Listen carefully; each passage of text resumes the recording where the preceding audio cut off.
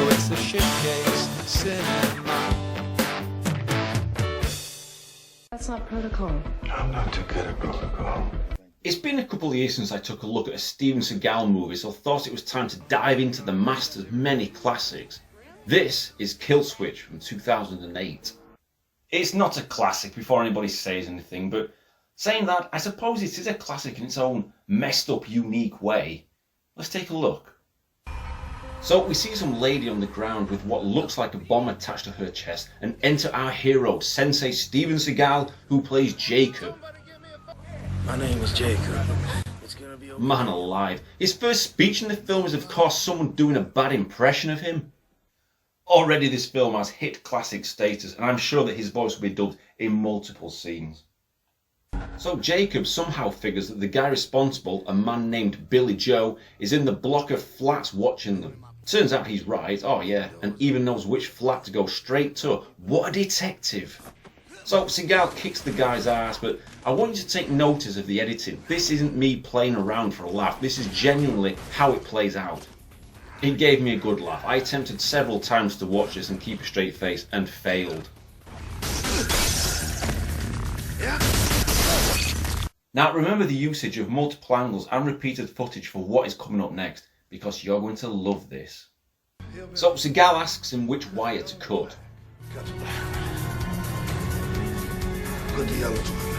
And sure enough, Seagal guesses correctly and the girl is saved, but then this happens. Fuck you!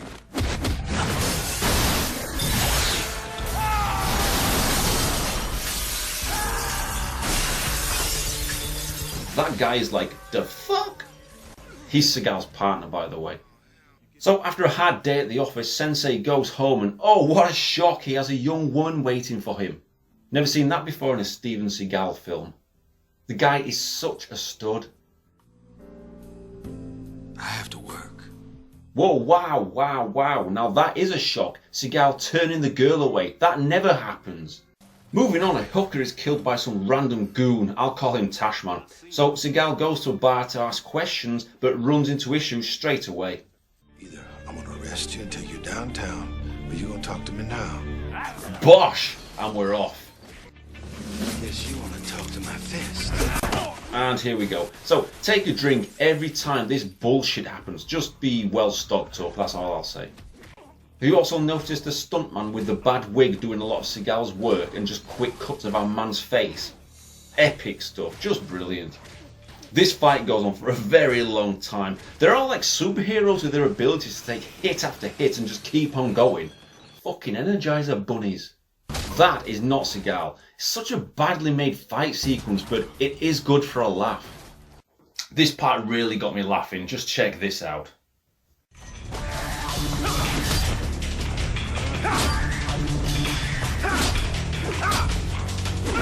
It has to be some kind of joke to be made this poorly. Even an amateur could do better than this.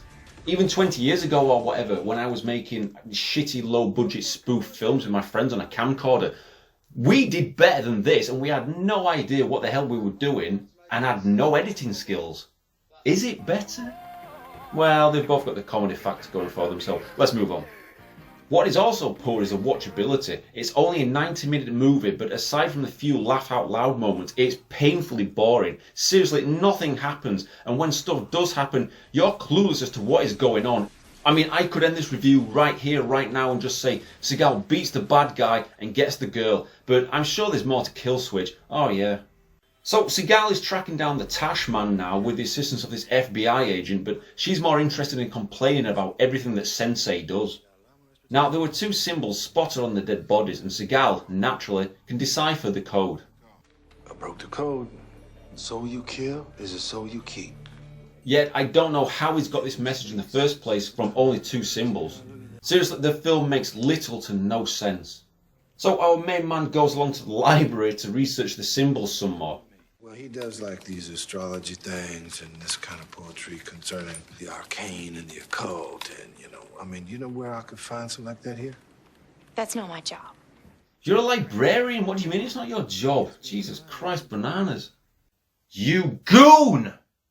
So Sensei goes and does some homework, but I don't understand why, because I thought Seagal could do everything. Hell, he probably invented the symbols himself and wrote all these books you can see, not to mention building the library brick by brick. Before too long, the rude librarian is back. We're closing. Any luck? Hell yeah, man. I got all kinds of luck. Seagal sounds tired. It must be really hard work flicking through page after page and not reading a single thing.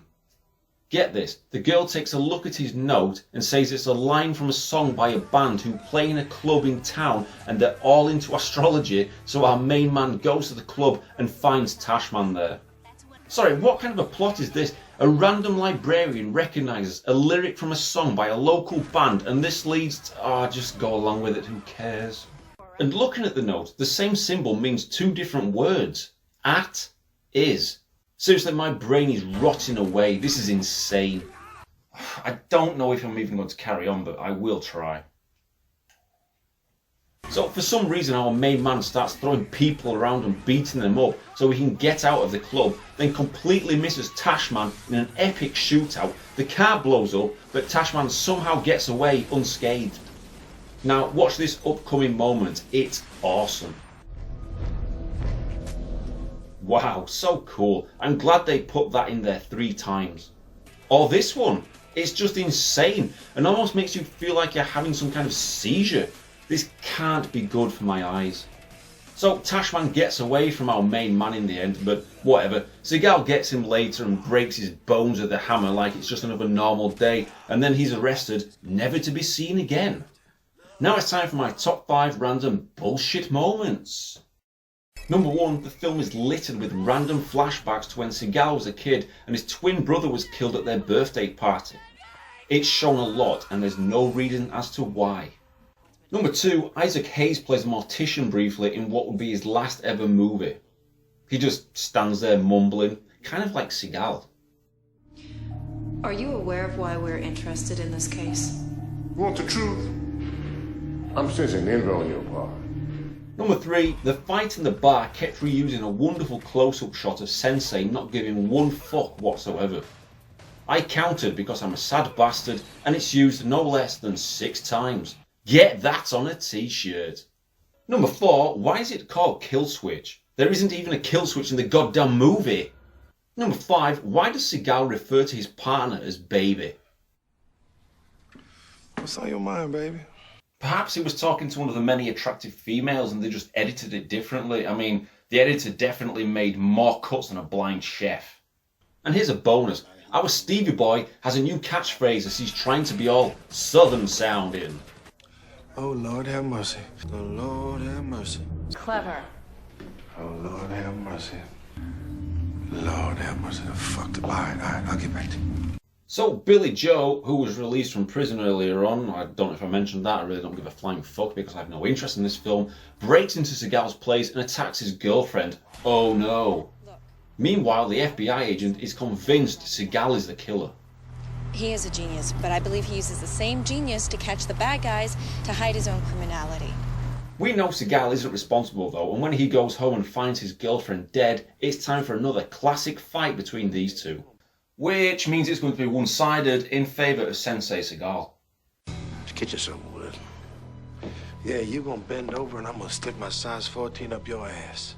So Seagal proceeds to slamming through doors, tables, and even 2 glass tables. All he's doing is destroying his own home now. It's like old times, ain't it, Billy Joe? But what's going on here? Seriously, this is bizarre to the extreme. Look. Mental. Anyway, Seagal kills him in the end. You killed me. Now, you don't look dead yet. But give it a few seconds for him to collapse and die, so Seagal can then say, Now you look dead. Brilliant. Not long after, his partner and the FBI agent turn up to find his place trashed, find Billy Joe dead, find his girlfriend dead, and find a letter that is narrated by someone pretending to be our hero. I'm sorry about Celine. Billy Joe killed her, and I took care of him my way.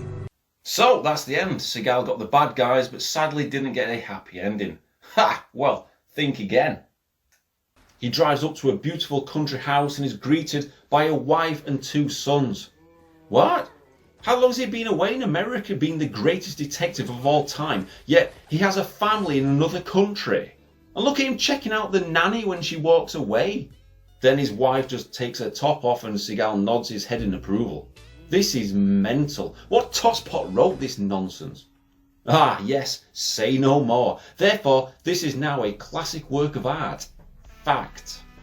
Just check out the artwork on the Blu-ray. How much of this slimmed down, Seagal? I know they say that sex sells and, hey, that is sex. This isn't. Also, who wrote this quote? Who wrote this bollocks? Steven Seagal? At least they included the most hilarious parts of the film in the artwork.